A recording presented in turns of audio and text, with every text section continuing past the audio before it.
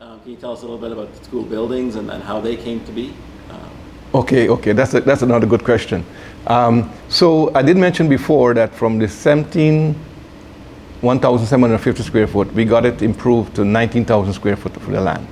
And there was a decision at the time, or there was a thought that we will build a big building, right, with 18,000 or 16,000 square foot with a mosque and a hall, right? And when we looked at that, in fact, there was a rendition of that and everything else. And when we look at that, we said, but that will cost several $7 million to build. And we didn't have that. We were struggling to build a small little masjid. We use it, the old masjid, how we would be able to build a building like this, right? And that's when Brother Yusuf also got involved, right? There was another election that was very contentious.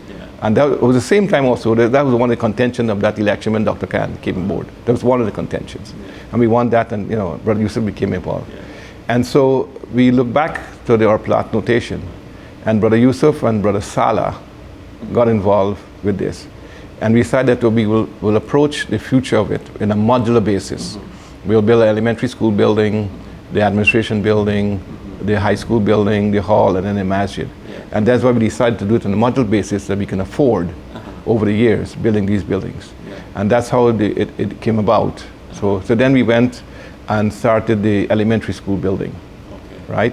And I was president at the time when we started that. Between myself and Dr. Khan, we kind of rotate presidency, At the time, I remember Sheikh Kim had come aboard. The school had grown, right? And Sheikh Kim had come aboard, and he was from New York and so on. And apart from raising funds locally, and we had our benefactors, helping us there. We went to New York. Sheikh Kim went with me because he knew the people. We went to raise funds in New York. We borrowed money. I remember some people we borrowed money from. Buddy lent us $50,000. There's another brother, I can't remember his name now. Lent us another $35,000 and so on. And we were able to use that plus our local funds, right, to finish the school building. But at the end of that, we owed this set money, right? So at that time, also just around that time, the land across the street became available, right? And this Brother Yusuf said it was a good buy because it's so contingent for our future growth and so on. He was instrumental. And the land was bought by Dr. Khan, Nadir, and Dr. Khan and Nadir principally, and I can't remember the other person's name, right? I think, but principally Dr. Khan and Nadir, they bought the land. And they were holding it for Nur Ul Islam. Okay? So when the time came and they were paying taxes on it and all that sort of thing, and it was just holding it, they decided whether we should sell it or, So they had to find a mechanism to purchase the land. But of course, we didn't have the money again, right? So we found the mechanism where you have certain benefactors, I mean not benefactors, but certain people agreed to hold the loan on the land, right? While the deed was owned by the masjid. So that was purchased, and the loan was in a certain people's name, a certain person's name actually, and the deed was owned by the masjid, right? So anyway, after that was purchased, the value of the land came up, right? Up to 2-3 years after. And we were able to leverage that, refinance that land, the same person again, sign off, right? Refinance the land, take the equity from it, and pay off the loans that we owed to, for building the school building. So that's how it came about, owning the land across the street, and also getting money to finish up the school, right? How did we get from the 19,000 square feet to where we are today in square footage? Okay, all right, so again, this is Brother Yusuf got involved. By the time he was chairman of the school board, and we started looking to develop the rest of the property. So he got involved, right, and decided how we want to do a modular approach of all the other school buildings because we couldn't afford one big building. And so we went back, and Brother Yusuf, and we got Brother Salah, who's still with us today, right? Involved, and we really redesigned the whole property to have the building that we're using now, the old building, as a library, the elementary school building, the administration building, a high school building, an auditorium, and then the mosque, right? And then we went back to the city, and we got the square footage increase from 19,005 to 36,000 square foot, right? By the effort of Brother Yusuf, and also involved in the background of that also for the surveying and the engineering again was Uncle Edwin, who in the background nobody knew he was working on all these things here, right? So we got the 36,000 square foot. But a very important part of that also was the fact that when we go to get the approval, we got the Broward County Board of Commissioner to approve a minar that is going to be 100 feet tall, right? And that was approved in the middle of the night. I remember being there, myself, Yusuf, Dr. Cannon, Brother Kem, and so on, there. At the middle of the night, when one commissioner said it would be a really nice thing for the community, right, to have that feature. Because when you look at our present building, it looks like a Hindu temple with the thing. It doesn't show the minar was what distinguishes it from other religious organization, houses of worship. So we got 100 feet thing. But at the same time, around 2000, right, Cooper City had given us water and sewer, right? And at the time when Broward County was devolving to cities, they wanted, you had to choose a city to be part of, whether Davie or Cooper City, right? Well, Cooper City came and asked us because they had a little something over our head because they're giving us water and the sewer, right? So they asked us to sign a voluntary petition of incorporation, right?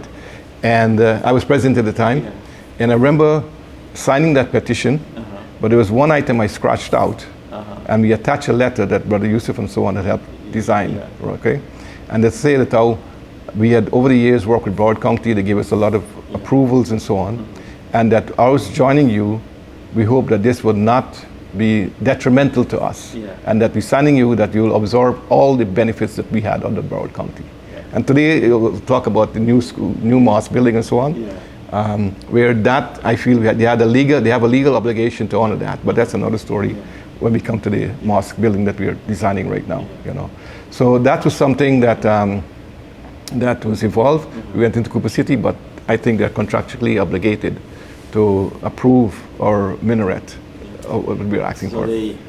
The original masjid, the elementary school, the high school, and then the grand mosque. That was the order things were envisioned many years ago, like from, and you've stuck to that vision? Well, quite frankly, we get a lot of flack over that over the years because, and may Allah bless all those members, all the members who have passed away, and I say this, you know, and ours is a glory their eyes did not see, right? A grand mass, or Nur Ul Islam with a grand mass, you know. That's a sad thing because many of our members had that vision. And that's why right now we are working on getting the grand mosque built. But it was not because we always thought everybody would contribute money for a mosque very quickly. And we're sure, you know, that we are well on our way to do that, get the mosque built. But we always thought, oh, if we did that, you know, people would not be contributing to build it. So we thought the school was important. And we had enough space, you know, to pray and all the other things and so on. So we prosecute that. And so now that we have done, but that we had a lot of flack over years, and it's something that, you know, we probably should have, the question of the hall, we had a hall, we could pray in the hall. And there was no lack of space, right? Okay? So that's why we thought we'll build the hall, because then that would serve as a prayer space and all the other things, you know, and that was more needed, right? But, you know, and then, you know, we built as we went along, right? It seemed like Allah was guiding us because we did it in the right format. Now we are at this stage here now, and it's needed, and you know, and so we are working on that, the Grand Mosque right now. And not only that, but here's the other thing. With our delays in the Grand Mosque, because at one time we had made representation that we would probably have to give up the property across the street for parking, right? And that would have been something that, you know, it would encumber that, and you know, we couldn't use it for any future things. But we were able to now redesign our site. Not only to get the Grand Mosque much bigger than the 4,500 square feet that was there. It's going to be almost a building with the walkways, almost 12,000 square feet, right? With the bathrooms and all the other things. So we were able to design that. We were able to use the parking on what we have. We redesigned, not only that, but Uncle Edwin, may Allah bless him again. Here's this guy quietly doing stuff. He was able to get the engineering done and the water retention and everything else. So the drainage, that we will have another building at the back where the where the masjid, the old masjid is, right next, north of that. Yeah. There'll be another building, a 3-story building. Okay. Right? With the first floor is parking and we use it as a volleyball court. Yeah. The second floor a gym, and the third floor would be for school. And again, so we were able to get all the parking and not encumber the property across the street. Because that we have a vision, right? That will be a senior citizen facility. Okay. Maybe you have a 40, 50 apartments there. Yeah. So that our senior citizens, I can't care for I'm in that stage. Could have apartments over there, just walk over to the masjid, right? And we would have catered for a community from cradle to grave. Yes. A complete system, right? So that's something also that we had to envisage. And it caused some delay in getting the mosque, but again, Allah guided us, and I think we did the right decisions. Yeah, good. With all the expansions, you have the church and you have I think it's a Shabbat nearby. Are they cooperative with the expansion of Nur Ul Islam? Okay, that's something, that's one of from day one. Rabbi Pinney, they came from Shabbat organization along Starling Road, which is sort of south of us. We had a great relationship with Rabbi Pinney, and then the church there. And it's so good because all these years we've been sharing, the church allows us to park in the property. Yeah. And we consider ourselves a little Jerusalem, right? Up to now, when Rabbi Pinney had his plans before Davy, we went and support him. Yeah. And I'm sure he's going to be coming now with our mosque now to support us. Yeah. And that is one thing that I think is what we also are very proud of, that we live in this little Jerusalem here. Yeah. We're all very peaceful with each other. And that's one thing I'm very proud of also, being part of Nur Ul Islam. That's just another question for you. You've told us a lot about what Nur Ul Islam has done over the years. Can you tell us a little bit about some responsibilities or positions you've held over those years? Okay, something I'm very passionate about. But anyway, it started out, I guess, the first year was first in 1990 as assistant secretary. And then we had the election the following year, and because I'm an accountant, I was asked to serve as treasurer. And so I took over as treasurer from 1991. And some of the things that I was happy to introduce at that time was to computerize our books. Okay. In 1992, we accomplished our books has been computerized, and since then, our books have been computerized over the years. And I'm very happy to say that we can go back from today, I could go back 30 years and tell you what everybody has contributed, or whoever has contributed to Nur Ul Islam, because we have the records. We can go back in the system and pull up those records. So one of the things I'm very happy over here is that we have never had any kind of problems with questions about our finances or something. That's one of the things I'm happy and thank Allah for that, over the years. So the accountability over the years. So I served as treasurer from probably 1991 to about 1996, right? Dr. Khan was president from 93, 94, 95, 96. And then I became president in 1997, right? 97 until, and again, Nur Islam has this thing about, again, accountability. You cannot serve more than 2 terms as president. Again, just like the United States Constitution, the accountability is there. So Dr. Khan had served 2 years, 2 terms of 2 years each. And then I became president again in 1997 until 2000, where I served as in. And then I moved back onto the school board for many years. Then in 2000, Brother Nadir took over for 2 years. And then I was asked to come back again to serve in, I think from 2010 to 11. From 2011, I was in school board. From 2011 to 2016, right, 5 years, right, we had updated the Constitution. And by the way, that's part of the thing also. In my thing there, we also changed the Constitution to get rid of the famous so-called Caribbean clause, so that every members could vote and elect the leaders of Nur Islam. So that's one of the things that that we had gotten. And then from that period, then I became back president again from this year, I think, from 2002. Yes, I was asked to serve back again this time. Okay, and so in your years of experience, in different positions, what do you feel, or what do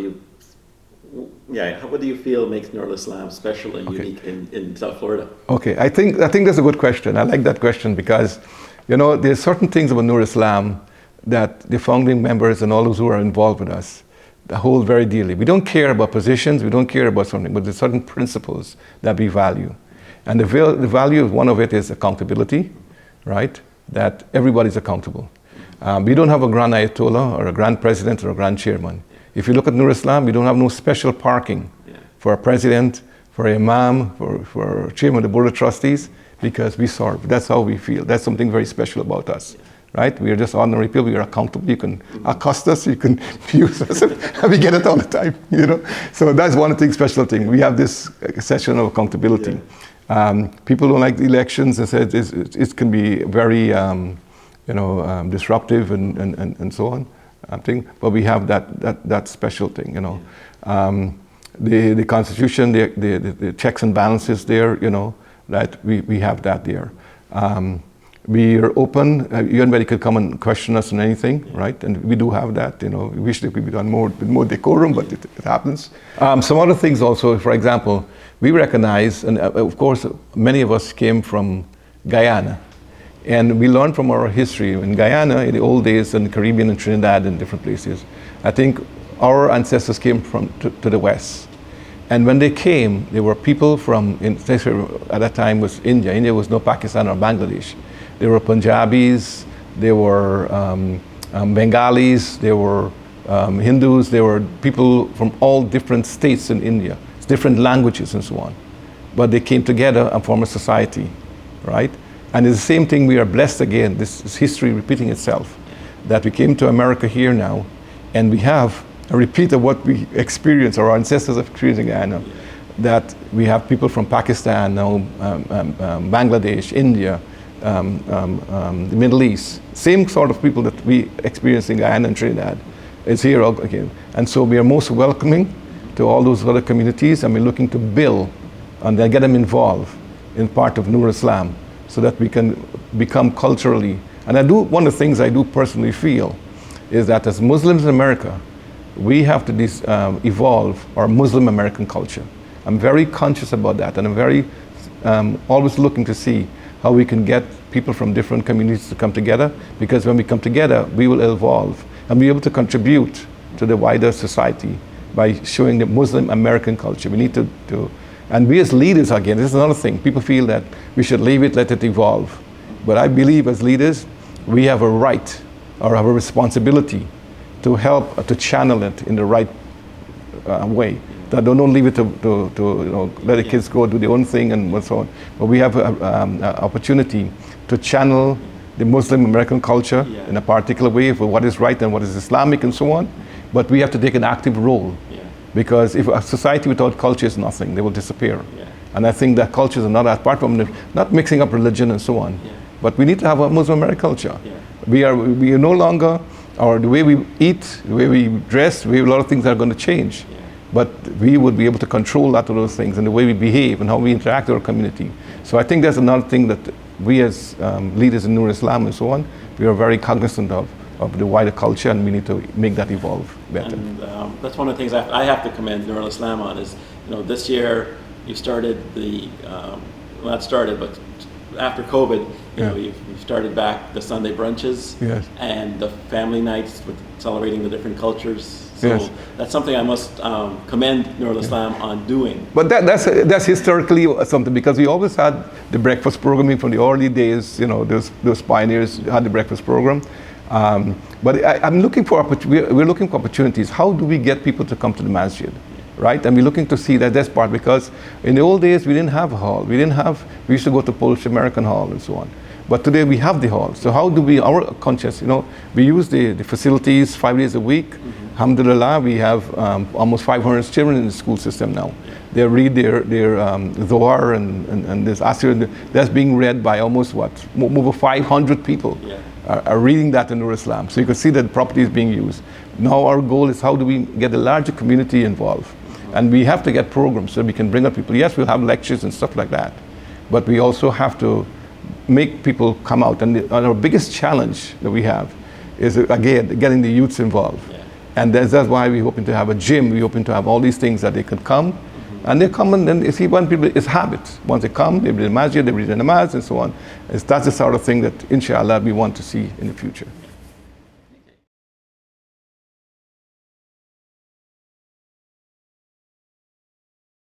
Another good question. Okay, so we have this vision, right? And the vision statement accounts for a lot of those things that we would like to see, right?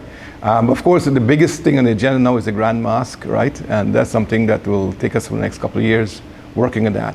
But apart from that, we also want to see the next school building, which would have the, a gym, so that, apart from the school children, the community, they could come out more often in that, so that'd be a next nice project. And then the property across the street. Yeah. Inshallah, we hope that we can develop it. As soon as we have the approval from the mosque and that project is on its way, we'll start doing our due diligence of developing that thing, getting approvals from our various boards and all that. But to start, hopefully have a residential unit with 40 apartments, or if you can get more, that's fine, So you could imagine that we would be providing from cradle to grave for the young children to when you get old. Imagine that you have 60, 70 Muslims living, or 80, how much more maybe, living across the street, coming to the masjid. So the masjid is not only occupied during the day with the school children, in the evening with the adults, on the weekends, right? So that we will have a complete community. But apart from that, so we would accomplish those are the physical stuff. Yeah. But there's other things that we have a vision of Nur Ul Islam being a center of learning and so on. For example, our library, the very first building, that was going to be, always said there was going to be a library. But it's not just a library for regular books. I have a vision that maybe this library must be able to get Islamic artifacts, or copies of it, or copies of books, right? Yeah. Islamic books from all history. I remember going to school and doing the English book, Narrative Verse, right? And reading about Sorab and Rustam. And I'm thinking that this is an English story, right? Not knowing it's a story about a Muslim story of a father-son, right? Okay, that's part of our literature and history that I know about going to school. Yeah.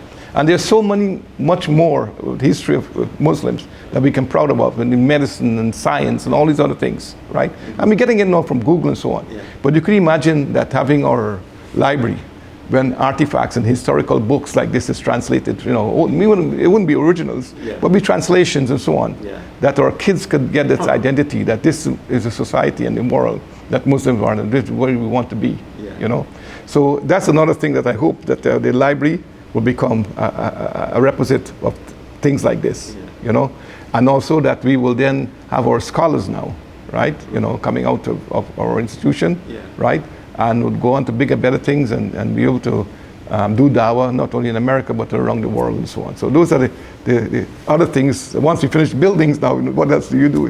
Those are the other things that, inshallah, that we would like to get involved with. Okay, so Brother Allan, thank you very much for taking some time to speak with us today.